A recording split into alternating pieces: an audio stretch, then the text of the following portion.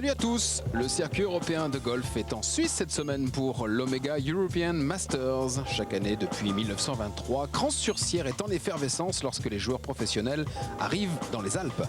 Et c'est le longiligne suédois Robert Karlsson qui est en tête depuis le premier jour. Karlsson, 33 ans, juste cette semaine, déjà vainqueur à 4 reprises sur le Tour européen, notamment l'Open d'Espagne l'an dernier.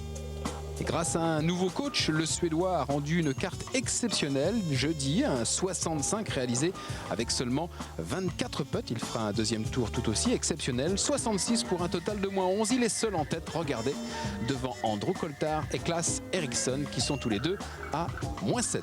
Du côté des Français, la meilleure place revient à Thomas Levet, 28e avec une carte de 69, une autre de 71. C'était juste en ce qui concerne le cut pour Retief Goosen, regardez, ainsi que pour Thomas Bjorn. L'Argentin Ricardo González ne pourra pas défendre son titre. Le cut a été fatidique. C'est le très réputé Crans-sur-Sierre Golf Club qui est l'hôte de cette édition 2002. Parcours au green redoutable. Quelques images maintenant de Raphaël Jacquelin qui a réalisé la plus belle remontée du jour. Il passe de la 50e à la 14e position grâce à une carte magnifique pour cette troisième journée. Regardez un coup d'œil, vous allez voir cet exploit de Raphaël Jacquelin qui pour l'instant est le Français le mieux classé.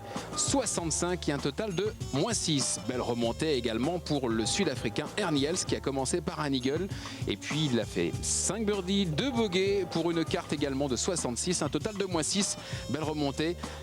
Ernie Els passe de la 40e à la 14e position. Fabrice Tarnot est à mes côtés pour commenter ce troisième tour. Bonjour Fabrice. Bonjour Christian, bonjour mesdames et bonjour messieurs. Vous allez pouvoir nous éclairer, nous aiguiller sur ce parcours que vous connaissez bien. Un coup d'œil sur le classement dans cette troisième journée pour s'apercevoir que Robert Karlsson est toujours en tête avec un total de -13 devant Barry Lane qui a fait une belle remontée lui aussi et Emanuele Canonica. Ce sont les deux hommes en forme pour cette journée. Coup d'œil également pour s'apercevoir que Raphaël Jacquelin, Ernie Els et Michael Campbell sont là dans un mouchoir de poche à la 14e position. Et Nick Faldo n'est pas très loin. Avant de retrouver Robert Karlsson au départ du trou numéro 13, puisque ça bouchonne un petit peu sur le par 3, un coup d'œil sur la très belle partie. Emanuele Canonica, Paul Casey, l'anglais et l'italien. Et Canonica fait une très très belle journée. L'homme le plus long du circuit européen. Il porte bien son nom, hein. Ouais. Canonica dit la Bamba. Depuis de longues années d'ailleurs, c'est le joueur le plus long. Il a toujours été effectivement considéré pour son extrême longueur, un petit peu moins pour son extrême précision, mais il a réussi à très bien canaliser ça. Il a fait une année aux États-Unis qui lui a beaucoup appris, et puis depuis, il se maintient, il fait même mieux que ça sur le circuit européen, et je crois qu'il est aux alentours de la 60e place pour l'instant. Et oh, c'était bien puté ça, Nick Faldo. C'était effectivement un très beau putt. Et il est parti pour faire une très belle semaine. Ce Canonica dit aussi Peppo, c'est son surnom, son surnom en Italie. Voilà, Nick Faldo, héros cette semaine. Si vous étiez avec nous lors de la première journée, bien Nick Faldo était seul en tête pendant un long moment de la première journée avant que Robert Karlsson ne le coiffe au poteau, si je puis dire, à la fin du jeudi soir. Et Faldo était en embuscade lors du deuxième tour également. Alors, coup d'œil sur la carte de ce jeune joueur que vous connaissez maintenant, Sam Walker, -8, 67. Et elle se disait ce matin, avant de s'élancer, eh bien que les scores allaient être beaucoup plus bas aujourd'hui parce que d'abord, le temps était nettement meilleur, les greens allaient tenir la balle pratiquement aussi bien qu'en début de semaine. Ils étaient encore un peu moelleux. En revanche, les fairways étaient plus secs et la balle allait rouler davantage. Vous avez tout dit, Christian. Très bonne analyse. Et en plus de ça, je me permets de rajouter que les greens ont un petit peu séché, car c'était effectivement plus humide en début de semaine. Et grâce à cela, les balles tiennent beaucoup mieux leur ligne sur les greens. Et évidemment, ça fait pour chacun un ou deux putts de plus qui tombent. Ce qui explique que pour cette troisième journée, le tableau est tout rouge, rempli de birdies. Et effectivement, ça joue très très bien. On retrouve donc Karlsson voilà, ça sur dégagé, ce 13e trou. Ouais. C'est souvent sur les par 3 que ça bouchonne un peu. En plus, il y en a 5 sur ce parcours. Et derrière ce par 3, il y a un par 5. Donc les joueurs attendent bien souvent pour le second coup du par 5. Et du coup, ceux qui sont au 13 prennent leur temps. Alors, Personne ouais, un petit peu gêné par les applaudissements du public qui doit être sur des parties devant lui, puisqu'il est en dernière partie.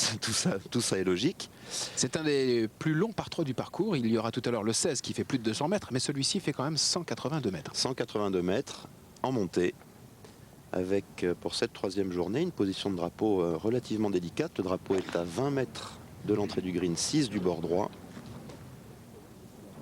Et là, il demande à sa balle de rester en ligne. Ouais, c'est un très bon coup. Il aura un putt en montée. On distingue bien cette petite butte qui coupe cassure, le green en deux, la cassure. Et Carlsen a fait le bon choix de club. Il a tapé un fer 5 pour 182 mètres en montée.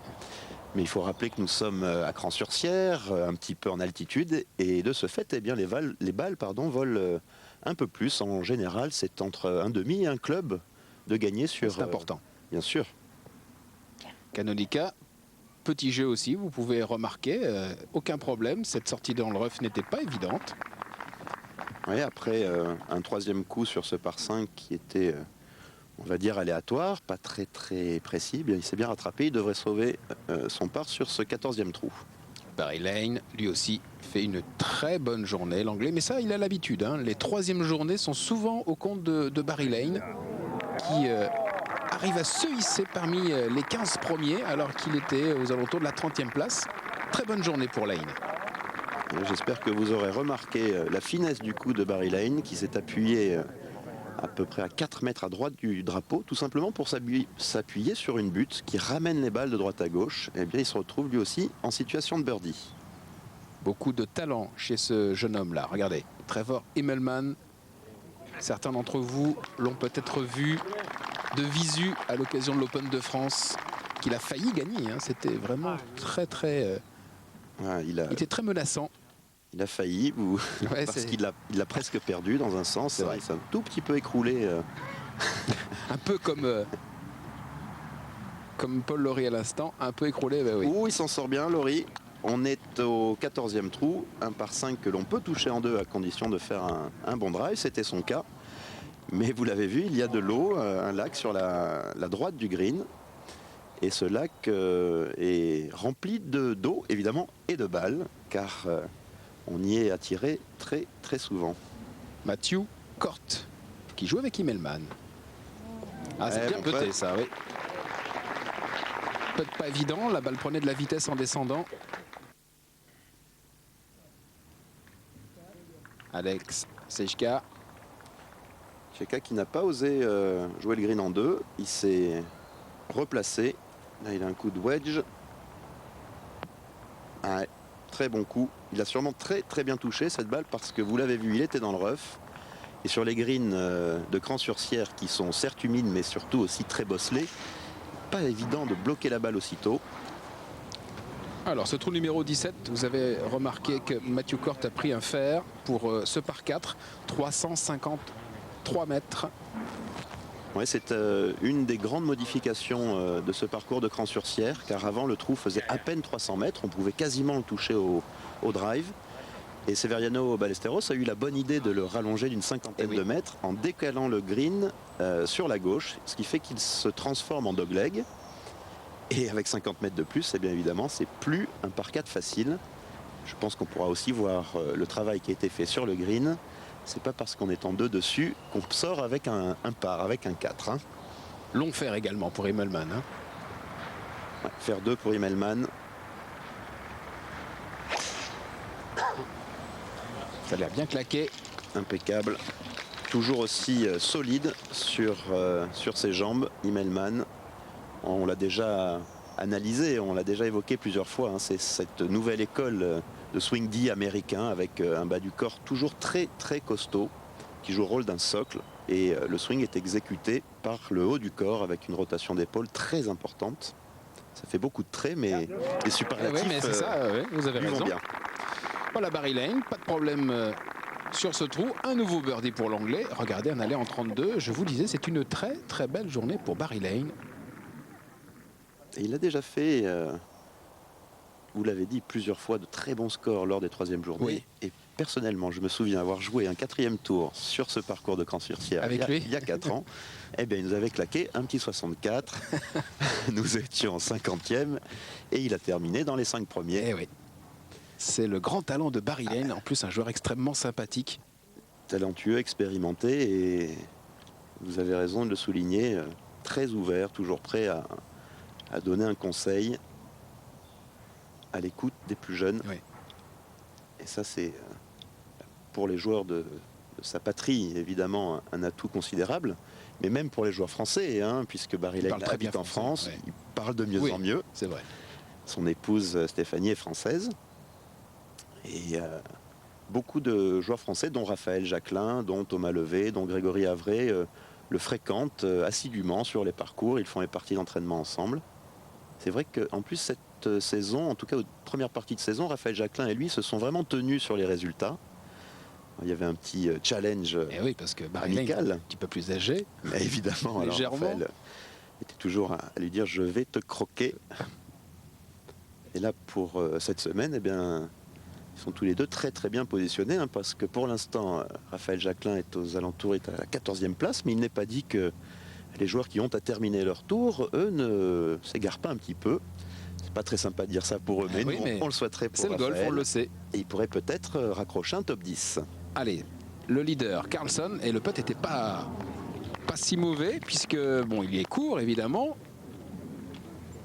mais il se laisse de vraies chances, alors que de dos, vous apercevez Andrew Coltart, l'Écossais, qui a fait un excellent 65, pour un total de -7 après 2 tours, et ce qui l'a amené dans la dernière partie. C'est la plus mauvaise, entre guillemets, carte de Carlson cette semaine. Hein, entre guillemets, effectivement, voilà. Il y a quand même que des pares et 2 birdies. Oui. Parce que sur les 2 premiers tours, festival, hein, 65-66, redoutable Carlson.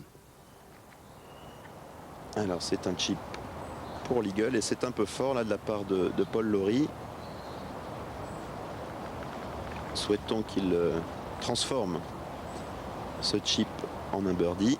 Paul Lawrie qui a bien démarré avec une carte de 66. Il était très très bien en début de semaine.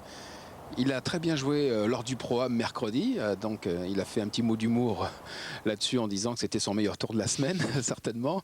Et puis jeudi, il a bien joué. Et malheureusement, vendredi, il a rendu une carte de 70, ce qui n'est pas mal évidemment, hein, un en dessous du par, mais ça ne suffisait pas pour attaquer les hommes de tête.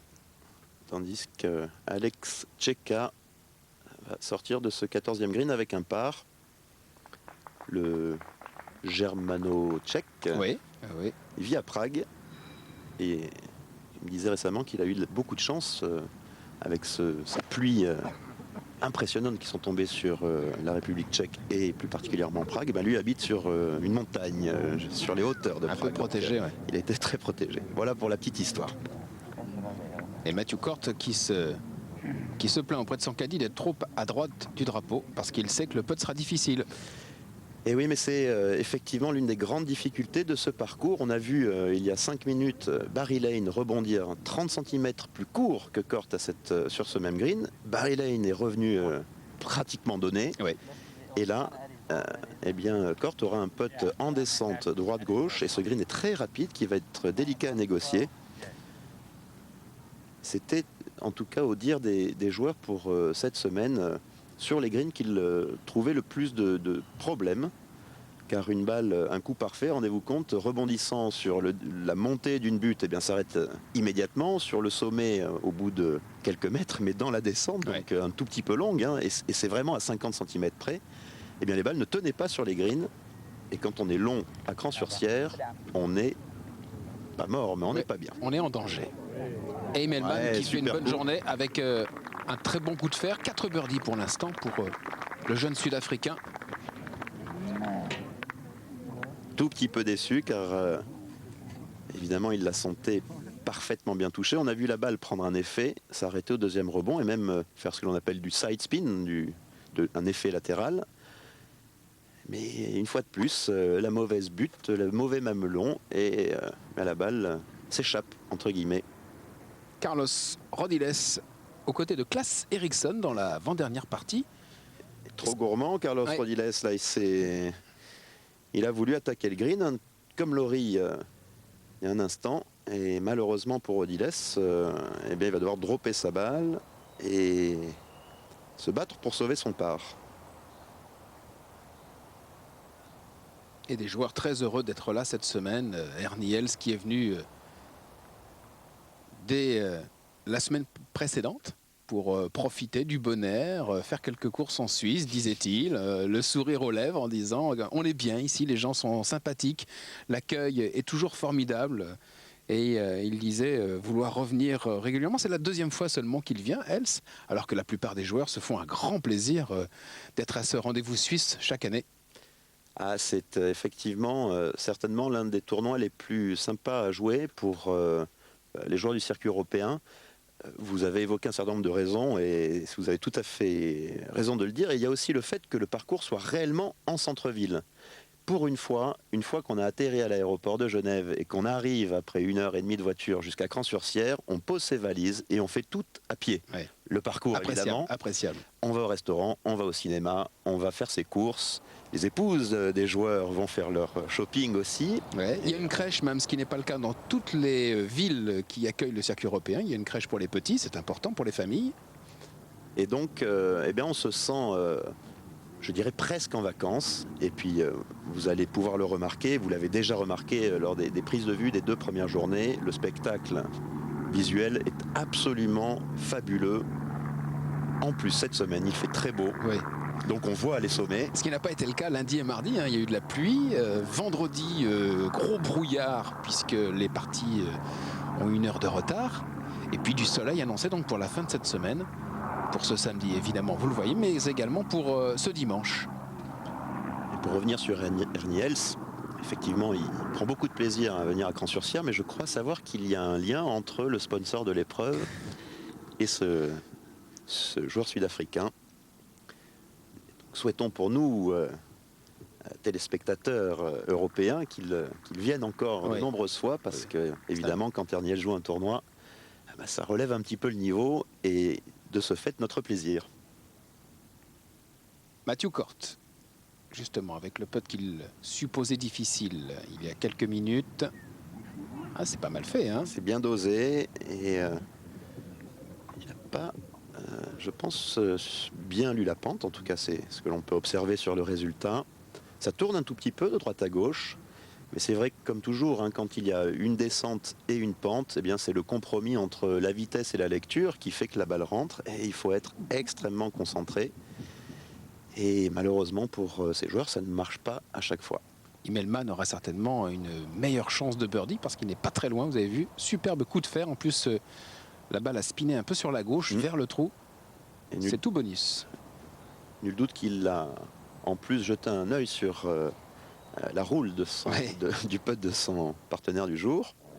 Alors que l'on retrouve Barry Lane, un coup de montagne, j'allais dire traditionnel, Fabrice, hein, la balle plus basse que les pieds, ou inversement, c'est selon les trous. Ouais, le trou est en dénivelé de gauche à droite du départ jusqu'au green. Alors, que s'est-il passé? Sûrement longue, sûrement longue. Et la caméra ne peut pas descendre plus bas, me semble-t-il, hein. Elle est en blocage vers le bas. Mais vous avez raison, certainement, Fabrice. La balle a dû sortir du green. Alors, on voit bien la pente, là, avec cette vue. Alors là, oui, Immelman, bon, ça descend, c'est évident. Et de ce que l'on voit à la télé, la partie droite de l'écran, en tout cas le green à droite, a l'air un peu plus haut. Je crois qu'on peut en déduire qu'il est légèrement gauche-droite. Très légèrement. Mais je crois en fait qu'il est tout droit. Allez, pour birdie. Ah, il a pris bord gauche, hein, mais ça ne suffit pas. Et non, il était effectivement gauche-droite. Et c'est dommage car après ces belles mises en jeu qu'on a vues de la part de ces deux joueurs, ils n'ont pas réussi à convertir ce 17e trou en birdie. Belle carte quand même pour le Sud-Africain, -6 aujourd'hui. Immelman qui avait fini, souvenez-vous, 6e lors du Celtic Manor, 2e lors du Volvo Scandinavian Masters. Bref, c'est une très très belle saison. Et puis il avait fini 2e, on le disait tout à l'heure, à l'Open de France. Immelman qui est 17e pour l'instant au classement européen. Voilà, la caméra a pu se décaler un petit peu pour apercevoir la casquette de Barry Lane sur ce petit chip.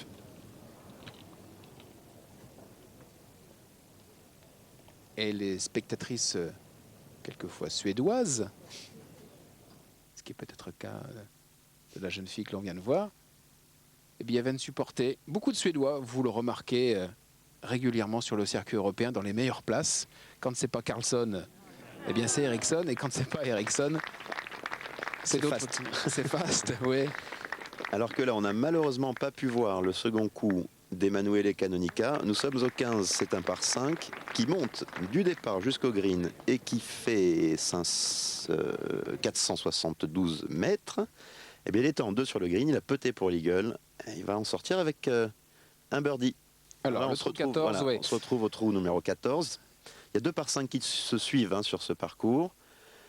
Donc on nous montre exactement le dessin du trou. Alors, si on ne veut pas prendre de risque, ce qu'a fait Carlson, a priori, on donne un deuxième coup de fer un peu court du green, c'est ça, Fabrice, après l'eau ou avant l'eau? Alors, quelle est la tactique? Si on ne veut pas prendre... Là Carlson, on a vu sa tombée de drive. Donc, il est... Voilà, on le distingue bien maintenant. Il doit hésiter entre attaquer le green directement. Mais il est loin. Il y a un coup de 230, 240 mètres à peu près. Mais ça descend un petit peu. Et on l'a dit, l'air est très, très porteur. À Cran-sur-Sierre.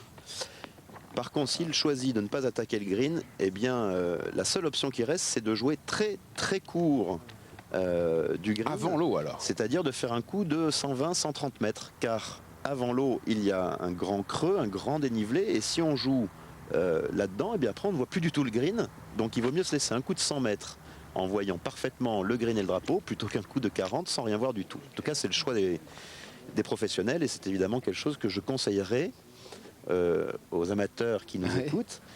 D'une part, préférer une distance qu'on sait maîtriser plutôt que d'aller le plus près possible du green à tout prix, et puis surtout de pouvoir jouer des coups en voyant le drapeau et le green plutôt que des coups blind. C'est pour le pas. Dommage. Il l'a senti, il l'a senti Barry Lane quand il a frappé ce putt. Son corps s'est tourné comme pour rattraper la petite erreur qu'il a sentie dans ses mains. C'est quand même une très belle carte. Regardez, 64. Et il puttait pour un 63. Et je pense qu'il a tapé son second coup un peu énergiquement pour faire un 62, égaler le record du parcours de Romero. Et 64, c'est la meilleure carte de la semaine.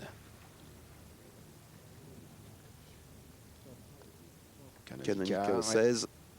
Très long par 3. C'était un par 4 jusqu'à il y a 2 ans. Voilà. Allez, on va marquer une pause et on se retrouve ici dans un instant sous le soleil suisse pour l'Omega European Masters. A tout de suite.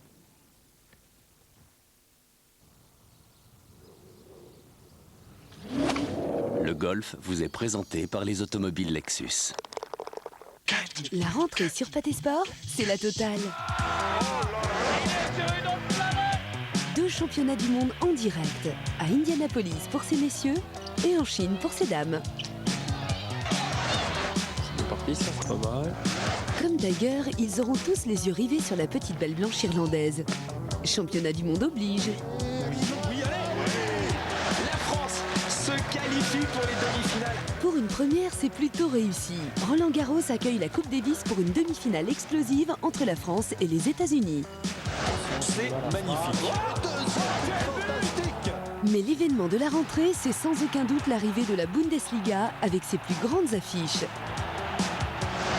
Plus qu'une rentrée, tout un spectacle en septembre sur Pâté Sport et pâtésport.com.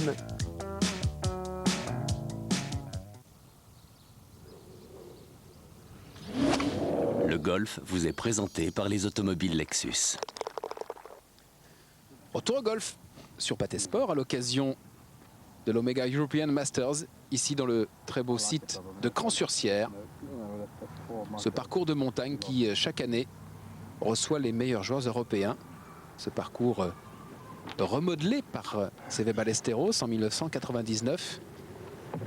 Parcours que les joueurs du monde entier connaissent, au moins de nom, construit au début du siècle et qui, depuis 1923, eh bien, reçoit les joueurs professionnels.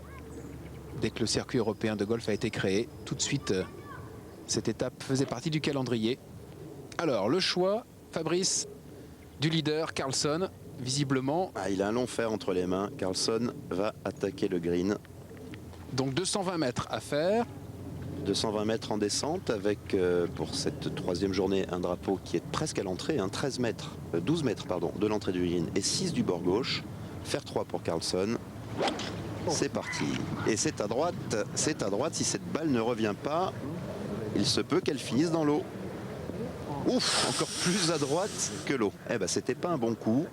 Mais parfois, la médiocrité évite de perdre de nombreux points. Alors, qu'est-ce qu'il a voulu faire? Il a voulu jouer en draw selon faire 3 pour que la balle prenne un peu de distance. Alors j'imagine, alors là on vient de voir, il a même franchi l'eau, mais il s'est égaré. Je pense qu'il a peut-être tapé trop fort ou voulu faire une trop grande distance avec un fer qui ne lui permettait pas. On va essayer d'étudier ça sur le ralenti. La montée est toujours aussi en bloc et en place. Et par contre, on a vu un bas du corps tourner très très vite avant les bras, avant les mains et la tête de club. Et bien souvent, quand on est trop ouvert avec le bas du corps à l'impact, et bien le résultat, c'est un push, une balle Direct qui à va droite. Ça peut peut-être s'expliquer aussi par le lie de la balle, puisque Carlson était en descente.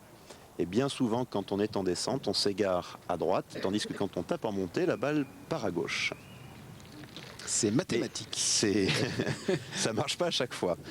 Ça marche pas à chaque fois, mais quand le swing est bon, correct, effectivement, le résultat, en montée, ça tourne à gauche, en descente, ça tire à droite. Donc, éventuellement, prendre un peu de marge pour pallier. les joueurs qui nous écoutent, effectivement, pour pallier ces petits écarts dus au dénivelé. Alors l'Écossais lui a choisi une autre option, c'est-à-dire de faire ce que vous disiez tout à l'heure Fabrice, à savoir jouer un deuxième coup juste avant l'obstacle d'eau et se garder un wedge d'une centaine de mètres pour déposer sa balle au drapeau. Et bien ce qu'il fait, et ce sera peut-être une balle de birdie. Admirablement bien fait. Un Coltart qui revient. Bien évidemment, c'est toujours un des meilleurs joueurs du circuit européen, mais c'est vrai qu'on l'avait vu beaucoup plus flamboyant il y a 2 et 3 saisons. Et puis il a eu une période un peu creuse, avec, me semble-t-il, un mariage et une naissance. Oui, exactement. Ce qui, comme un peu l'a fait Westwood, a ralenti un peu sa carrière, mais c'était un choix. Ils ont décidé, en tout cas Westwood l'avait décidé. Ouais, Oui, super putt de Čeka. Et pour être complémentaire sur l'Écossais, Coltart, eh bien, la fin de la saison lui a réussi mieux que le début, puisque les meilleures performances sont à mettre à son actif à l'occasion du North West of Ireland Open. Et puis, toujours en Irlande, mais cette fois-ci un petit peu plus tard, pour des places de deuxième. Actuellement, Andrew Coltart est 75e à l'ordre du mérite. Paul Lawrie qui putt lui aussi pour le birdie. Oui. Très bien putté. Cette balle qui avait l'air de partir sur la Oui. gauche. Et puis elle est bien venue. Il avait bien lu la ligne, l'Écossais. Ah bah ça fait du bien, ces 2 petits birdies sur ces par 5, 14e et 15e trou du parcours de Cran-sur-Sierre. Et maintenant, il va falloir négocier le 16, qui est donc ce par 3 tout à fait redoutable. 215 mètres, ça monte légèrement. Et en plus, eh bien, il y a un sapin en plein milieu du fairway. Donc il faut taper très loin et avec un effet. Matthew Cort, c'est pas mal fait parce qu'il était dans une situation difficile. D'abord les pieds en pente, dans le rough. Il s'en sort pas mal, hein, Carlson, sur son coup de fer 3, très largement à droite. Il s'en sort même très bien, Christian, parce que 3 mètres plus à droite, il y a un hors-limite. Et une hors-limite, c'est un point de plus que l'eau. Ça coûte cher, oui. Ça coûte 2 points. Et puis en plus, ce que l'on peut rajouter sur le coup qu'il est en train de visualiser, là, le grand Suédois, c'est qu'il a pas mal de green quand même pour arrêter cette balle, la travailler, enfin. Un atout supplémentaire pour négocier ce chip, car effectivement, venant du rough, il est plus délicat de pouvoir mettre de l'effet rétro sur un coup. Et bien là, il est un peu en montée. Souhaitons pour lui qu'il soit correctement placé, ce qui devrait être le cas, hein, car c'est pas vraiment le rough à l'écossaise, complètement sauvage. C'est quand même une très belle herbe.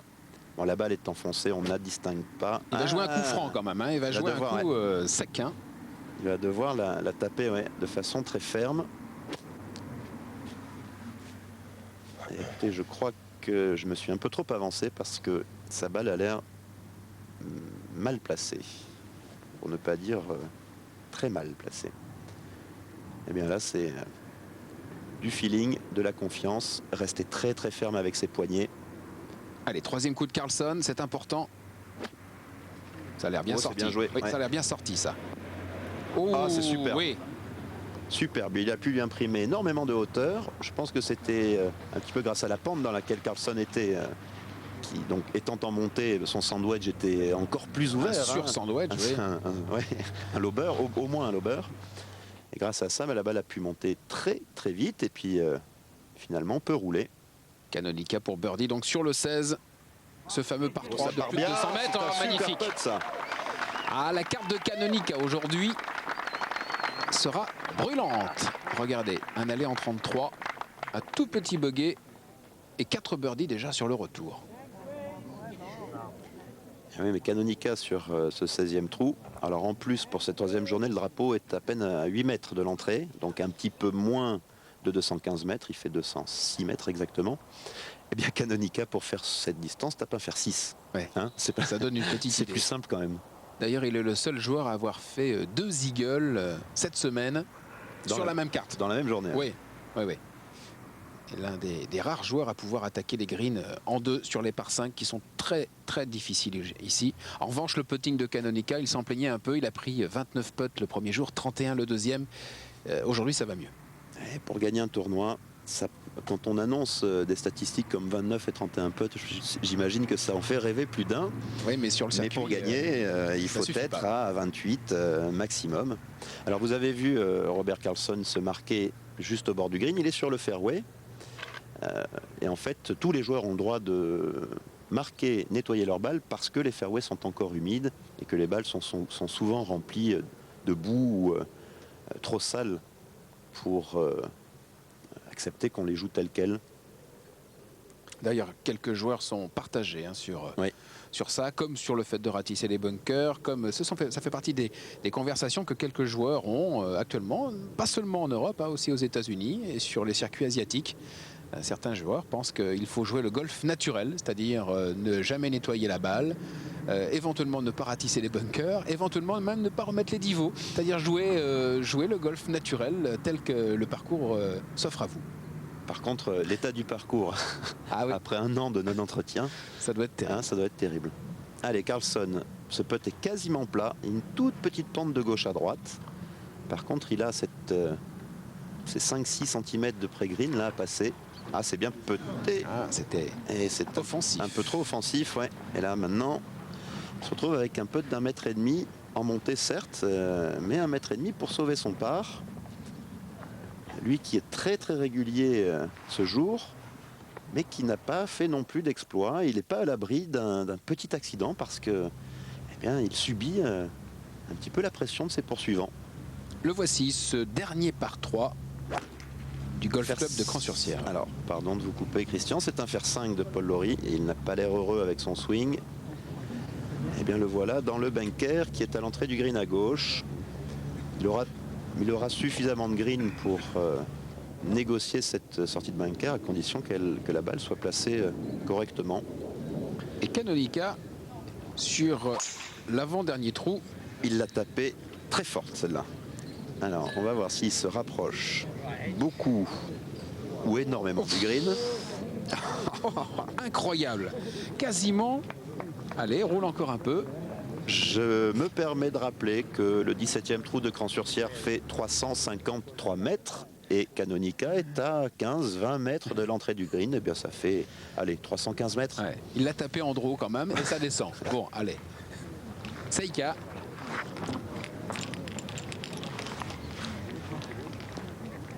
Un peu court. Et faire 5 aussi Petit peu court. pour Tcheka. Et voilà, on voit bien l'arbre dont nous parlions tout à l'heure qui est vraiment planté en plein milieu du fairway. Et puis qui cache complètement la visibilité du green. Hein. Alors pour ces joueurs, en fait, ils oublient l'arbre parce qu'ils passent au-dessus, y compris avec un fer 4. Mais pour des joueurs qui tapent un peu moins fort, c'est vraiment pénalisant. Pour le par, Karlsson. Oh, il est Ouais. solide. Il est solide, le Suédois, cette semaine. Rien ne peut lui arriver. Pour l'instant. Oui, pour l'instant, ouais. Moins 13. Pour l'instant. Et c'est ce qu'on disait, hein, c'est la moins bonne carte des 3 jours. Regardez, il a du mal quand même à scorer, alors que les autres joueurs aujourd'hui font un festival. Hein. 64 de Barry Lane, 65 de Jacquelin, 66 de Ernie Els. Et lui a quelques difficultés quand même à scorer bas. Alors Immelman, qui lui est à moins 6 hein, pour la journée. Un tout petit peu égaré au drive. C'était un bois 3. Il était donc sur la partie gauche. Et ma foi, eh bien, il s'en sort bien. Hein. Bon coup de wedge là, de la part d'Immelman. Il aura un putt de 7 ou 8 mètres. Mais ça aurait pu être pire. Alors là, on voit le putting green hein, qui est en longueur, qui va vers le village de Tente, d'Exposant. Juste à gauche, les tribunes, c'est le départ du 1. Et puis un magnifique hôtel dont j'ai oublié le nom derrière. regardez Carlson et Canonica qui se rapprochent à un coup seulement du leader. Vous l'avez vu avec ce très beau birdie sur le trou numéro 16, ce putt en montée. Non seulement il trouve le green, Canonica, sur ce beau par 3, mais en plus il plante un putt redoutable.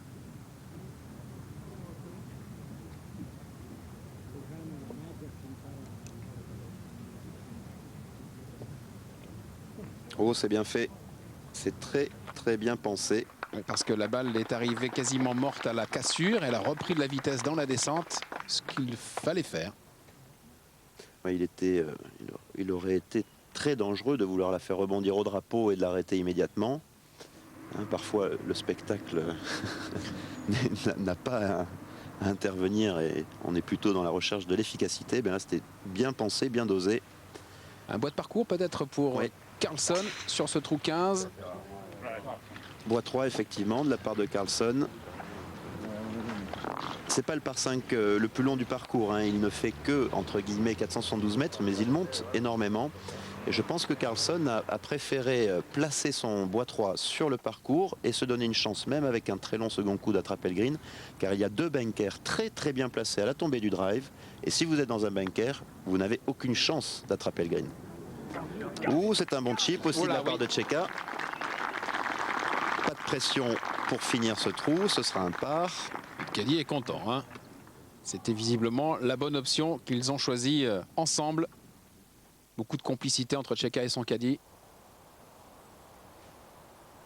Alex Tcheka, très régulier cette semaine, 67, 69 et une très bonne carte pour ce 3e jour. Alors, Immelman, eh bien, oui, c'est une possibilité de birdie après ce bon fer sorti du rough.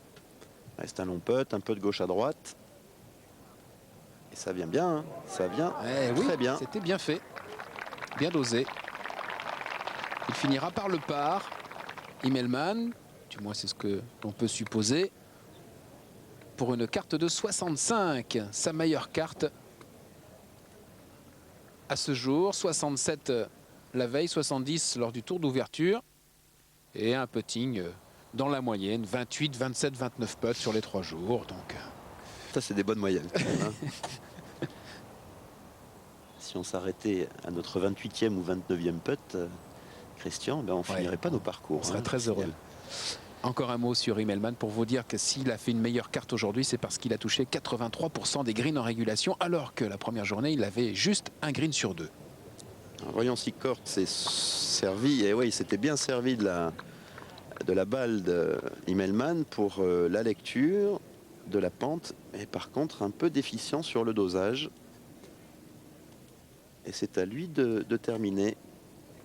Ce putt fait 1,10 m et est absolument droit, à condition de la taper fermement. Souvent on hésite quand on a un petit putt de retour entre la taper à mourir, comme l'on dit, avec un petit peu de pente, ou plus fermement à la Tiger Woods, toute droite. Eh bien, statistiquement, ce sont ceux qui tapent fermement en prenant moins de pente qui rentrent le plus. Oui, mais ça fait un peu peur quand même, hein, parce que si on rate le trou, à vous de choisir. On est à 2,50 m derrière.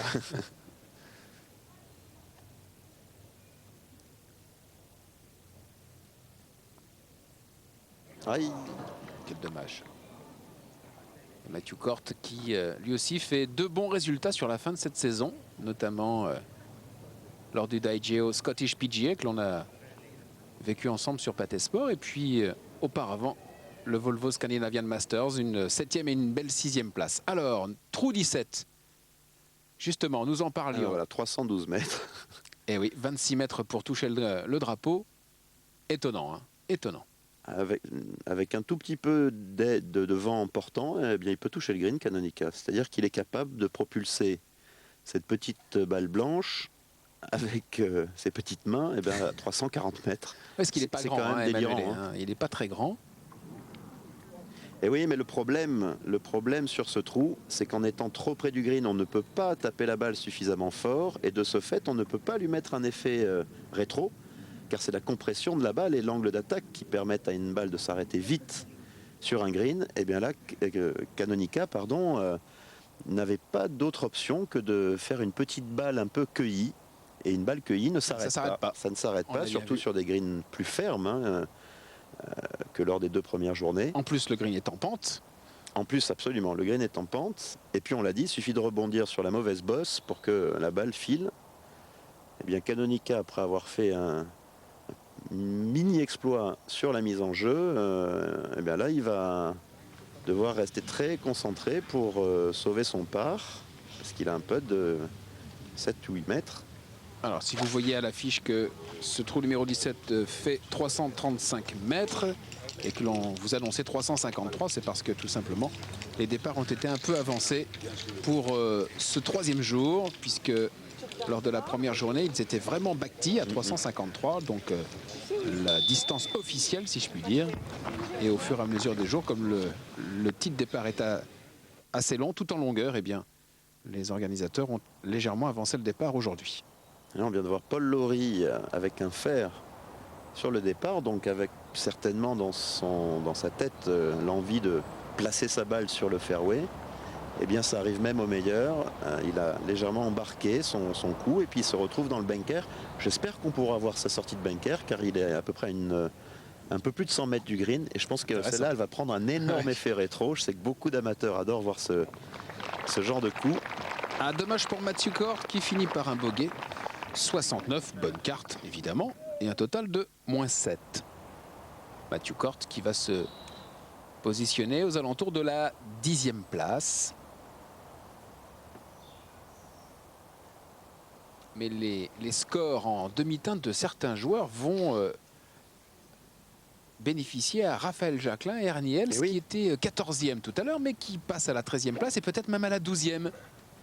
Et oui, parce qu'ils ont fait 2 bonnes cartes. Tout bon pour eux. Et Raphaël Jacquelin va certainement avoir une très bonne partie demain. Souhaitons qu'il joue avec Ernie Els. Mais autour, il y a du beau monde. Il y a du Coltart, il y a du Steven Linné, il y a du Jeeves Mika Singh, qui n'est pas le champion fidjien que l'on connaît, mais qui a aussi beaucoup de talent. 240 mètres pour aller jusqu'au green, mais ça monte. Hein. Ouais, ça monte. Et il a très bien tapé. Ce coup, Carlson, j'étais surpris qu'il ne prenne pas un club plus puissant, en l'occurrence un bois 5 ou un bois 3. Je crois qu'il n'a pas de bois 5. Et il fait partie de ces joueurs à avoir faire 2 dans son sac. bois 3. Eh bien, vous voyez, c'était malgré tout bien pensé. On l'évoquait quand il commençait son trou. Il n'a pas pris le risque de taper le drive pour être sûr d'éviter ces 2 bunkers qui vraiment sont très très bien placés. Ça, bravo Ballesteros. Et puis derrière, il a encore la capacité physique d'aller chercher le green, et c'est ce qu'il a presque réussi. Maintenant, il se retrouve avec une sortie de bunker pour lui relativement simple, et il est en bonne position pour faire un birdie. Alors Canonica, qui n'a pas pu bénéficier, comme vous l'expliquiez Fabrice, de son énorme drive, pour le birdie. Ah, c'est bien fait. C'est pas vrai. Une fois de plus, je pensais qu'il allait me faire mentir. Ah, c'est dommage. On a envie de souffler dessus. Hein. Oui, vraiment. Oh, elle était réellement au bord. Elle est 3,5 sur ce trou pour Canonica. C'est une bonne journée pour Emanuele Canonica. Vous le voyez, un coup derrière le leader Robert Karlsson, alors qu'il jouait cette balle pour partager la tête du tournoi. La tête. Ah, ça va être sympa dimanche pour la 4e journée, parce qu'il y a quand même du beau monde avec un parcours où les birdies pleuvent Et Canonica qui a une partie de sa famille cette semaine ici à Cran-sur-Sierre. Ils ont fait le déplacement, ils sont là depuis quelques jours. Beaucoup de joueurs sont venus en famille. Carlson par exemple, sa petite fille. Je parlais de la crèche tout à l'heure, mais c'est vrai que c'est important quand les joueurs sont en famille et qu'ils ont leur épouse et les enfants. Eh bien, ça fait du bien au moral. Ah, c'est une très très mauvaise journée pour Paul Casey. Après avoir si bien commencé le tournoi, mais bon, ce sont des choses qui arrivent. Alors, les mises en jeu de Laurie et Saika. Čeka, très très bien placé sur la droite du fairway. Et Laurie qui a un tout petit peu embarqué son fer 2. Bien évidemment, quand on hook, on fait un peu plus de distance. C'est ce qui explique qu'il est plus long qu'Alex Čeka, mais par contre dans le bunker. Alors j'espère donc qu'on va voir un beau coup de Paul Laurie parce que le green, on l'a bien vu grâce aux flèches sur le dessin qu'on a vu à l'instant, eh bien descend de la fin vers le début. Alors cette balle de Čeka, il a un sandwich en main, déjà devrait s'arrêter très vite. Il a joué par la droite. Ouais. Il a joué par la droite et il lui a mis trop d'effet. Oui. Elle s'échappe cette balle. Trop d'effet là de la part de d'Alex Čeka. Et en plus il était long. Et bien souvent, un peu comme Laurie précédemment, quand on embarque à gauche, eh bien on ferme la face de club et du coup eh bien le sandwich devient un wedge et on prend quelques mètres supplémentaires. Parce qu'on a vu la balle pitcher sur la fin du green avant de s'échapper derrière. Alors justement le coup que vous expliquiez.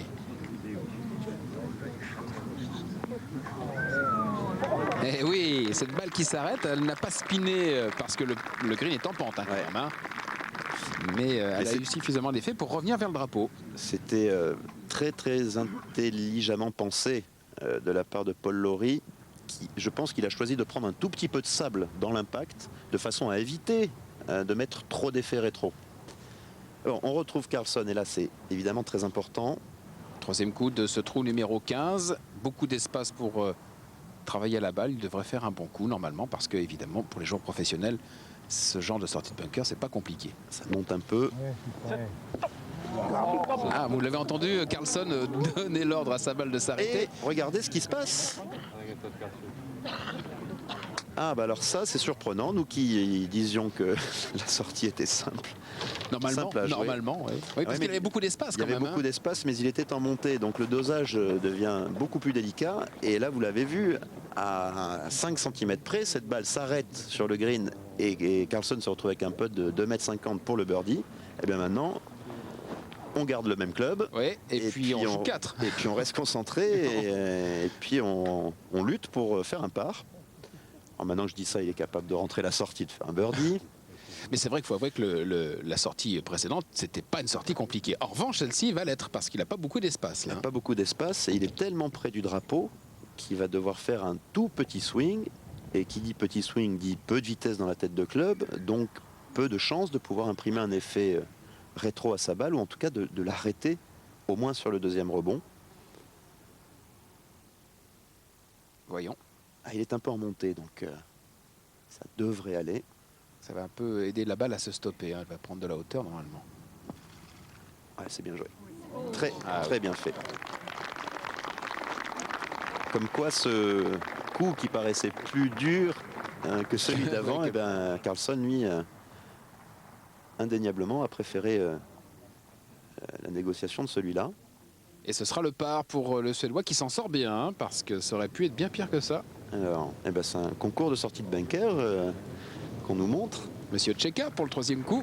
C'est pas mal fait ça. Ouais. Il a un bon tempo. C'est une des grandes forces d'Alex Čeka quand le grand jeu baisse un petit peu de régime, eh bien il a la capacité à chipper tellement bien qu'il ne se met même pas de pression sur ses putts de retour et il fait des parts finalement qui paraissent assez simples. Alors que là, Coulthard n'a pas eu de chance, la balle a mordu le trou à droite et elle a décidé de ne pas rentrer. Dommage pour Coulthard qui va finir son parcours pas comme il l'avait imaginé. Un petit peu en deçà de ce qu'il pourrait proposer. Et là le par donc pour Carlson. Ouais, mais alors, bon, évidemment, on verra lors de la 4e journée ce que cela va donner. Mais ces deux trous, 14 et 15, ces 2 par 5, sont des trous où, quand on n'est pas sous le par, on a l'impression d'avoir c'est presque un bogey. d'avoir perdu des points. Ouais.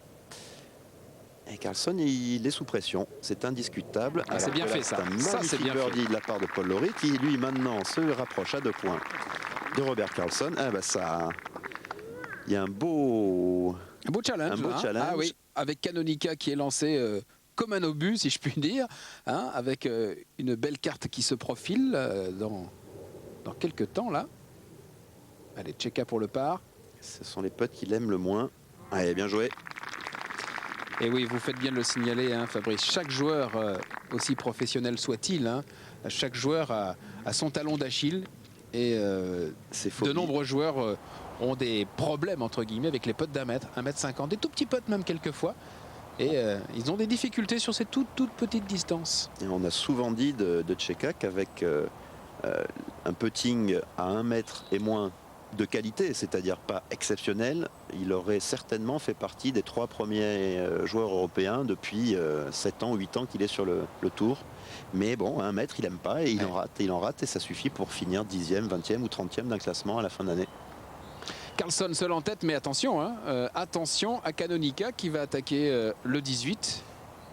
Et puis vous voyez, regardez ce que l'on vous disait tout à l'heure, la belle remontée de Raphaël Jacquelin grâce à 165. Il était 14e lorsque l'on a pris l'antenne et il est 12e maintenant. Ernie Els aussi, donc qui a fini depuis un petit moment avec son 66 et Michael Campbell 67. Eh bien, bonne nouvelle pour Raphaël Jacquelin puisque 4 Français, donc je vous le rappelle si vous n'étiez pas avec nous vendredi, ont passé le cut. Raphaël Jacquelin donc, mais aussi Sébastien Delagrange, Marc Fary et Thomas Levé qui est un tout petit peu plus loin au classement. C'est une bonne nouvelle pour évidemment tous nos Français présents ce week-end, avec une petite pensée pour Sébastien Delagrange qui a fait sa première vraie saison sur le circuit européen et qu'on a vu vraiment très enthousiaste et compétitif en début de saison et qui a un tout petit peu subi la pression du circuit et qui depuis 2 ou 3 mois maintenant a des difficultés à faire un bon résultat. Eh bien, souhaitons que ça le relance. Il reste des tournois. Pour l'instant, Sébastien n'est pas dans les 115 du classement qui reste d'une saison sur l'autre. Mais il reste des tournois et on est vraiment de tout cœur avec lui pour qu'il continue sur cette nouvelle lancée. Il est à la 40e place pour cette semaine. Il y a encore un tour demain. Et je le disais, pas mal de tournois, dont le Trophée Lancôme. Absolument, sur lequel on va compter. Il est 148e pour l'instant, Sébastien Delagrange. C'est jouable, c'est très jouable. C'est très jouable pour Sébastien qui a un talent fou. Mais bon, une première année sur un circuit aussi dur et demandant autant de comment dirais-je, concentration. Enfin, il y a des tas de choses à mettre en place. Eh bien, jusqu'à présent, sa meilleure place, puisque on fait un petit mot encore sur Sébastien Delagrange, c'était à l'ouverture de la saison lors du BMW Asian Open. Il avait fini 38e. Allez, Carlson. Fer 5 pour Carlson. Il a tapé forte, haute. Eh bien, On voit qu'aujourd'hui, le fer 5 n'est peut-être pas le club approprié pour prendre ce long par 3 qui, je vous le rappelle, fait plus de 200 mètres, 215 exactement. Il est un peu court. Il est un peu court. Je pense qu'il est mieux placé ici dans la petite remontée en rough, en petit rough, hein, donc avec un chip en montée qu'il devrait pouvoir négocier assez simplement. Alors Canonica, dans le rough, est à 268 mètres. Dans le rough, donc la balle n'a pas roulé, hein, enfin a priori. Alors, sandwich évidemment pour Canonica. Punché. Oh, arrête-toi parce qu'il y a de l'eau là-bas. Non, ça va, elle sera dans les bâches, dans les stands. C'était bien joué car on l'a vu, il avait du mal pour exécuter son backswing à cause des branches. Il avait la balle plus basse, la balle dans le rough. Le trou est en dévers de gauche à droite. Et à droite, qu'est-ce qu'il y a? Une petite pièce d'eau qui, elle aussi, a accueilli de nombreuses balles. Oui, certainement. En tout cas, là, il aura un drop gratuit. Hein. Il est sur les câbles de la télévision. La balle a touché la bâche. Donc, il y aura ou peut-être une drop-in zone à proximité ou un drop gratuit. La possibilité de se dropper sans se rapprocher du trou évidemment. C'est pour ça que bien souvent que les dropping zones existent, c'est que quand on n'a pas de choix à cause des tribunes qui ont été posées là uniquement pour le tournoi, on n'a pas d'autre solution que de se dropper en se rapprochant et du coup on va dans la propose une dropping zone. Alors que la bonne nouvelle de la semaine, c'est quand même le soleil ici dans les Alpes suisses sur un tournoi très apprécié par les joueurs, je le disais, bien doté, 1,5 million d'euros, à peu près l'équivalent de ce que proposera le Trophée Lancôme, qui est très bien doté cette année, lui aussi 1,5 million d'euros à peu près, aux alentours de 250 000 euros pour le vainqueur, et les points qui vont avec surtout, puisque nous sommes, vous le disiez Fabrice à juste titre, quasiment sur la fin de la saison, quelques tournois encore pour prendre des points, et les joueurs qui en ont besoin pour avoir leur carte automatiquement pour l'année suivante, eh bien, vont se bagarrer là sur les derniers tournois. On retrouve Paul Lawrie sur le départ du 18. Il a un bois 3, Paul Lawrie. Le coup idéal, c'est de pouvoir taper sa balle légèrement en draw de façon à contrer cette pente, qui, je le rappelle, est de gauche à droite. C'est le sens de jeu de Paul Lawrie. Elle s'est un peu échappée à droite, vers les bunkers. Vers les bunkers. Et c'est dedans. Ah ben dites donc, on voit des drôles de choses aujourd'hui. Il est entre les deux bunkers, pas si mal car c'est certainement l'endroit le plus plat du trou. Par contre, le lie risque d'être délicat et puis le drapeau par contre lui étant à gauche sur le green, il aura de la place et l'eau ne devrait pas trop le gêner. Ah ça c'est un bon chip, que c'est bien chip fait de la part de Robert Karlsson. Il est vraiment très très costaud avec son petit jeu. C'est ce qui le maintient en tête. Et Karlsson qui reprend du poil de la bête, pour utiliser une expression française qui conviendrait à un Suédois, parce qu'il vient de changer de coach et il se sent plus fort, disait-il. Voilà, on marque une pause et on se retrouve dans un instant sous le soleil suisse. A tout de suite.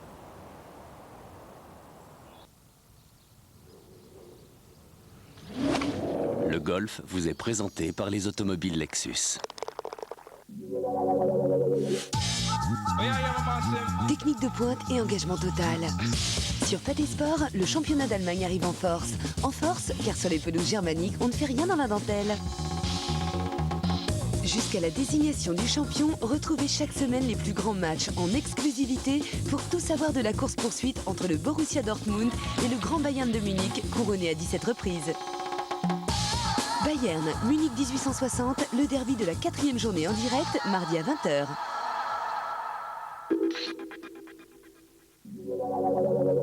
Après les grandes étapes estivales, place à la grande finale. Au pied du rocher monégasque, les stars de la Ligue européenne de beach soccer s'offrent un dernier carré de princier. Ouais, c'est superbe le coup du Polo. Le 7e but. Et ne vous fiez pas aux apparences, car derrière cette décontraction se cache la ferme intention de remporter le titre tant convoité. La grande finale de la Ligue européenne de beach soccer, c'est du 12 au 16 septembre sur Pathé Sport.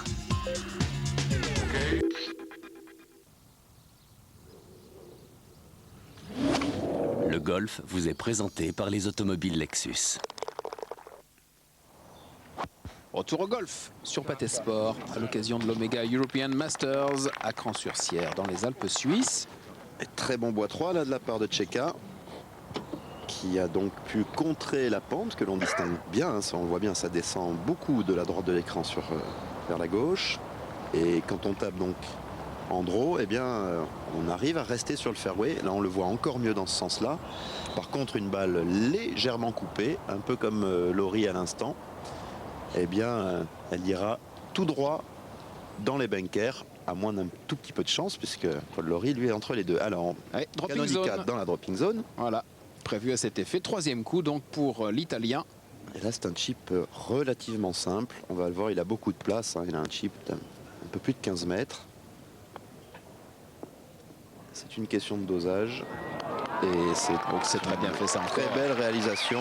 C'est vraiment une bonne journée pour Canonica, qui va nous faire un festival et surtout homme dangereux pour le dernier tour.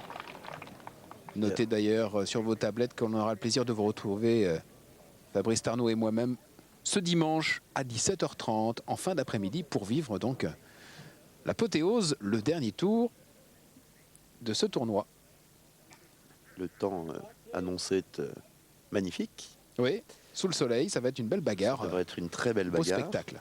Puis c'est vrai qu'en plus, la disposition de ce dernier green, avec les tribunes autour et derrière les tribunes, un hôtel, des arbres, ça crée vraiment une espèce de cocon. Et il y a une ambiance toute particulière quand on foule ce 18e green, car j'ai du mal à l'exprimer. Il se passe quelque chose, il y a de l'émotion, il y a une ambiance. Voilà, il y a une ambiance, il y a quelque chose d'assez singulier. C'est un tournoi que vous aimiez bien.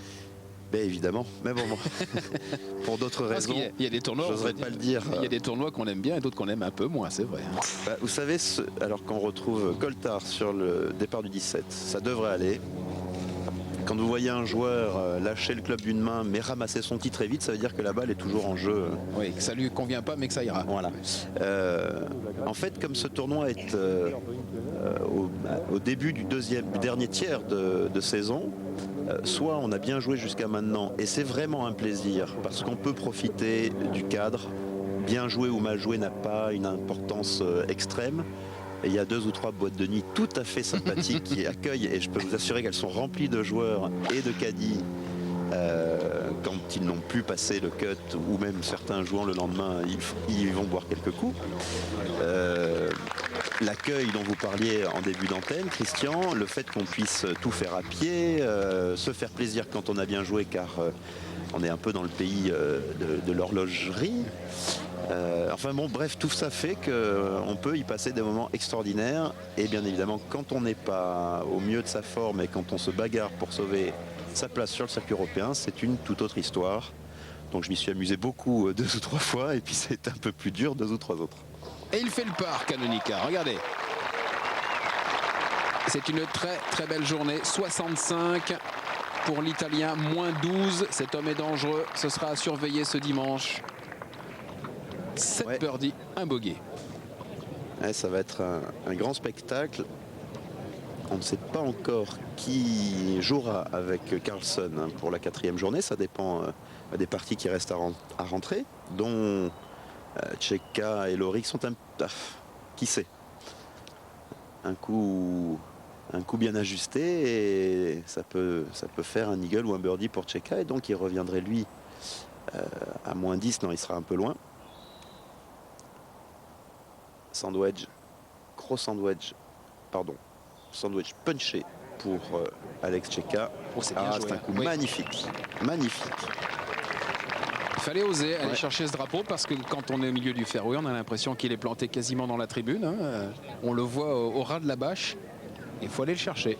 Eh bien, le drapeau fait 32 mètres de longueur, et pour cette 3e journée, j'ai dit le drapeau, pardon, le green fait 32 mètres et le drapeau lui est à 29. Donc 3 mètres de trop, et bien on est dans les bâches, dans les tribunes, et bien de là, direct en dropping zone, le birdie est plus compliqué à faire.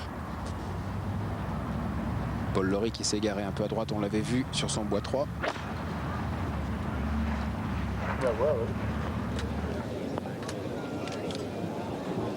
Ah, c'est un peu court. C'est un peu court. J'imagine que Lawrie avait imaginé un rebond différent venant du rough.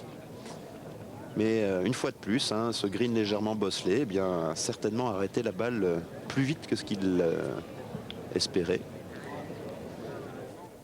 Mais bon, il est à moins 5 pour cette 3e journée. Il joue très bien au golf et il a encore une petite chance de birdie. On retrouve maintenant Carlsen et Coltart qui ferment le bal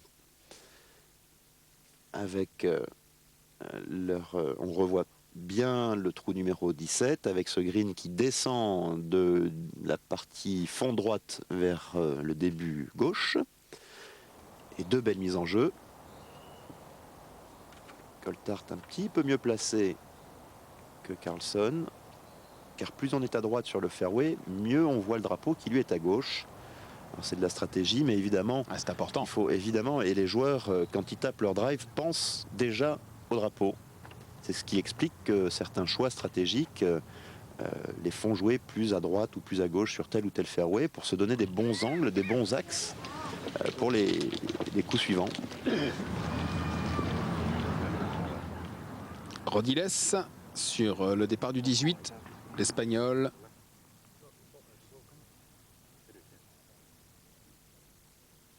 Et oui, Rodiles qu'on avait vu aller dans l'eau hein, au trou numéro 14, s'échapper avec son second coup. On l'a vu attaquer le green et s'égarer. Il a fait un double bogey sur ce trou et du coup il a perdu quelques places.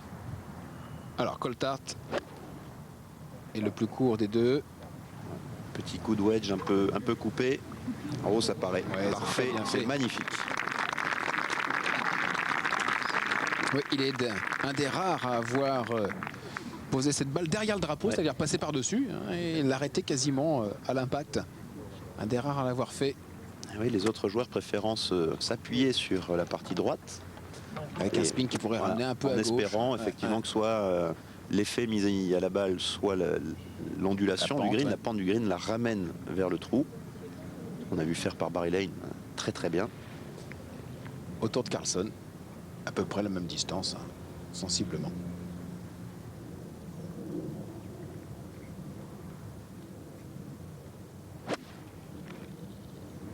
Et il a tapé un sandwich, mis beaucoup de hauteur à la balle. Et c'est bien fait, c'est très très bien joué de la part de Carlson. Fallait oser hein, jouer un sandwich à plus de 100 mètres en essayant de toucher le début du green en pensant que la balle allait rouler, venant du petit rough, hein, léger. Mais oui, mais en même temps, pour aller au drapeau, c'était la seule option, hein, car d'une part, il était dans le rough, en plus, dans une légère descente qui amène vers le bunker. Et donc un wedge, il n'avait aucune chance de pouvoir stopper la balle. Donc l'option restante, eh bien, c'est un sandwich très fort, très haut. Essayer d'attraper le début du green. Et là, on est à 20, oui, 30 on a vu la balle pitcher le début. Et ensuite, la balle avec la pente et l'effet venant du rough, eh bien, a fait la distance. Ah tiens, c'est Raphaël Jacquelin que l'on voit avec Barry Lane. Voilà. Raphaël Jacquelin que vous avez eu au téléphone tout à l'heure, qui vous a donné quelques nouvelles. Eh bien oui, il nous disait, je dis alors, Mister 65, il me dit, bah oh, j'ai attrapé les fairways aujourd'hui. Voilà, c'est un peu sa façon de garder de l'humour toujours et du recul sur sa tâche. Et... En tout cas, une belle remontée pour Raphaël Jacquelin. Il est passé de la 50e à la 12e place grâce à cette carte de 65. Ah, dommage. Ouais, c'était pas un très bon putt là de la part de Tcheka. Hein, on l'a vu passer très nettement à gauche du trou. Il faut rester appliqué. Voilà. C'est une belle journée malgré tout pour Tcheka. 68 et un total de moins 9. Il n'est pas si loin que cela du leader, Robert Karlsson. Karlsson qui est quand même bien placé là pour accentuer son avance. Il est au 17 et il a un putt d'1 mètre, 1,5 mètres pour faire le birdie. Et on va voir ça dans une minute. Peut-être passer à moins 14. En attendant, c'est Paul Lawrie pour conclure sa journée. Et sauver le par. Et pas de pente, très peu de pente. Ouais, bien petit. Ah, c'est bien fait ça. Et là, on voit Paul Lawrie, on l'a vu lever la tête très vite, regarder dans la tribune. J'imagine qu'il a entendu quelqu'un parler ou chuchoter pendant qu'il montait le putter. Ah. 7 birdies pour Paul Lawrie aujourd'hui et 27 putts seulement. Robert Karlsson pour le birdie au 17 est passé pour rester seul en tête, mais à accentuer son avance et avoir 2 points. C'est bien, très très bien putté. Il ne rate pas l'occasion, c'est le 3e birdie de la journée. Regardez, une carte gentillette, si je puis dire, pour Karlsson cette semaine, et qui est déjà à moins 14.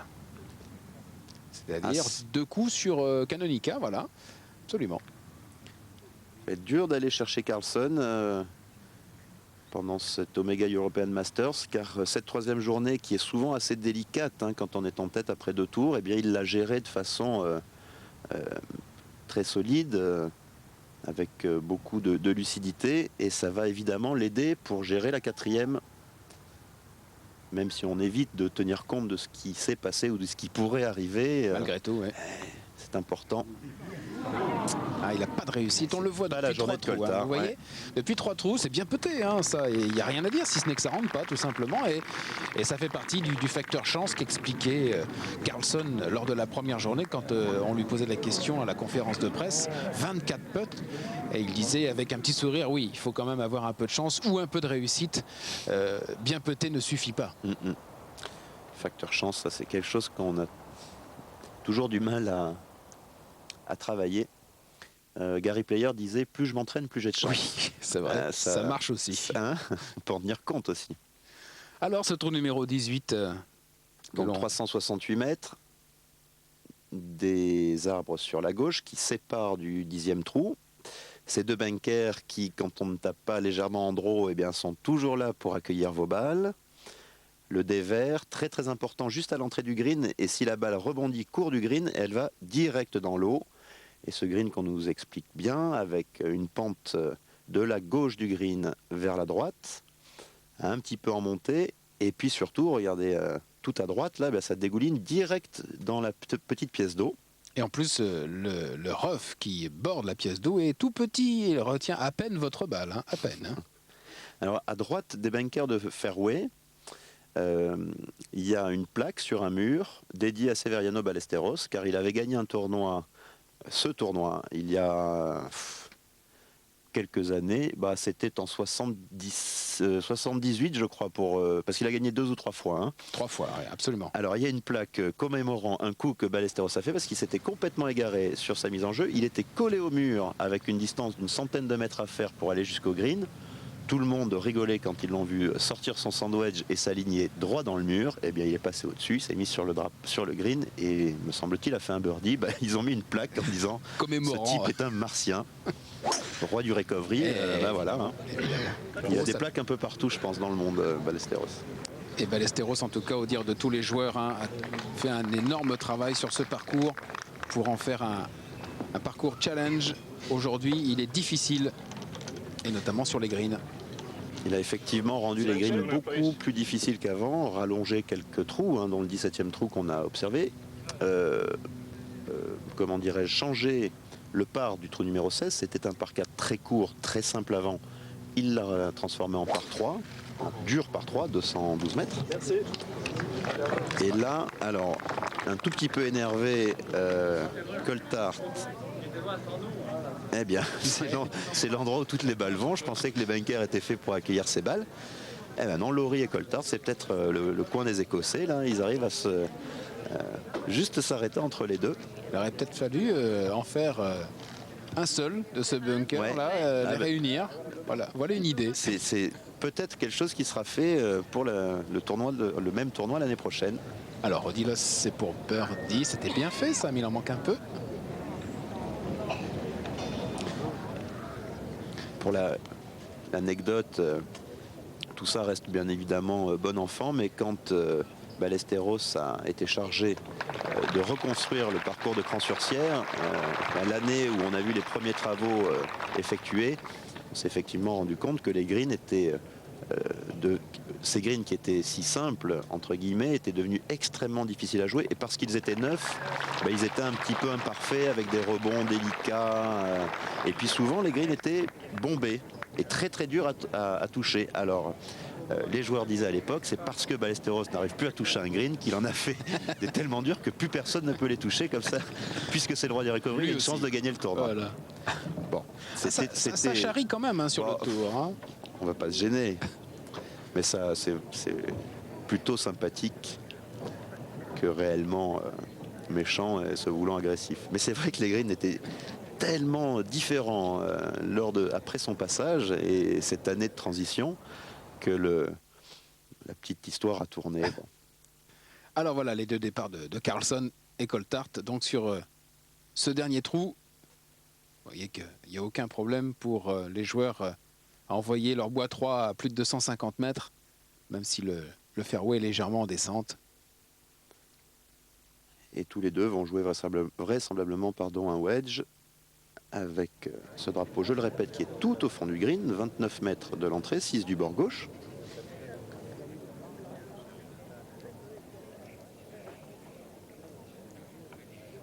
tout cas un parcours qui se fait remarquer. On le disait tout à l'heure, 2 par 5 de suite, le 14 et le 15. Bon, ça arrive hein, quelquefois sur parcours de championnat qui est 2 par 5 de suite, mais là celui-ci a 5 par 3, c'est un peu plus rare.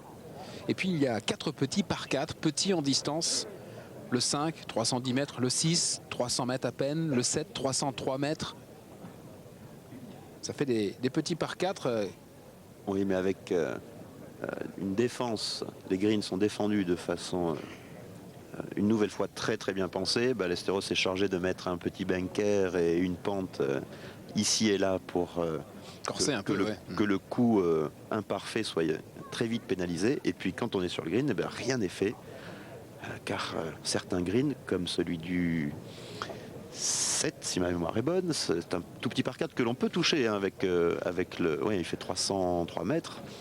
On peut le toucher avec un bois 3 parfois quand le vent est un peu aidant.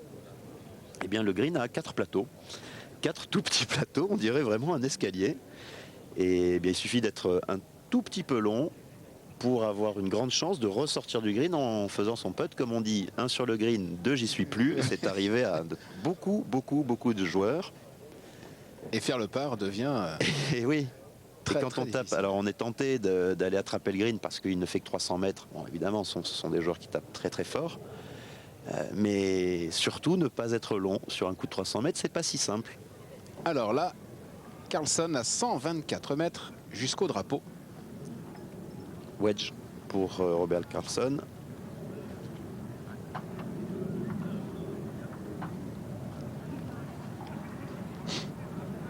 Tout le green à traverser. Allez déposer la balle là-bas, comme l'avait fait Tcheka tout à l'heure. Superbe coup. Que va faire Carlson? Est-ce qu'il va jouer sereinement le milieu du green sans aller chercher l'exploit là-bas de l'autre côté de la tribune?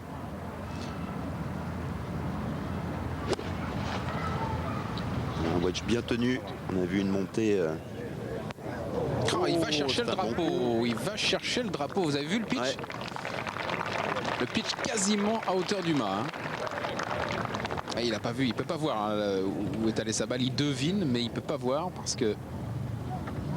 Ah oui, avec la butte que un l'on peu caché. distingue là, sur la partie gauche, eh bien effectivement on ne voit pas la fin, l'arrivée des balles sur le green. Tandis que Coulthard de la droite du fairway, lui, n'est pas gêné par cette butte et il verra beaucoup mieux le résultat de son coup. Et c'était un fer neuf qu'avait joué Coulthard. Et à mon avis, il va être lui aussi très surpris, mais c'est...